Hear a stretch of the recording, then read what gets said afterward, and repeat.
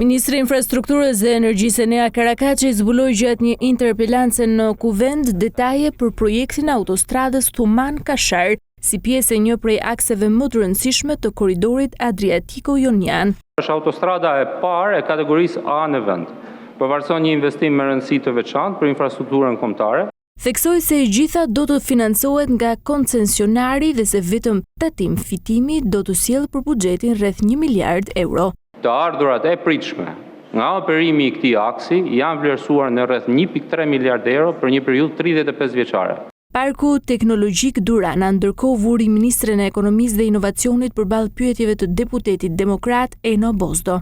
Për fat keq, Akshi, po jo vetëm Akshi, edhe Durana, se njëti grup kompanish janë në hetim nga SPAK. Durana nuk është një godin, nuk është një parcel toka, nuk është një regjim fiskal, por është simbol i një politike dhe një vizioni që ne kemi për të ardhmen, për ta bërë Shqipërinë një ekonomi konkurruese në vendet e rajonit dhe në vendet e BE-s në teknologjinë e informacionit, pra në teknologjinë e dijes.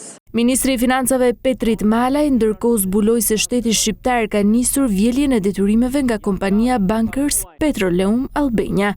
Bankersi do ja marrim 1.000 lekët. Shtyrja një interpelance me ministrin e brendshëm Besfort Lamallari, ngjalli reagim të ashpër të kreut të grupit parlamentar të Partisë Demokratike. Është vrarë në krye detyrës një punonjës policie. Në rendin e ditës ishte edhe një interpelancë me kryeministrin Edi Rama, që kreu i qeverisë ja kishte deleguar ministrit të infrastrukturës dhe energjisë.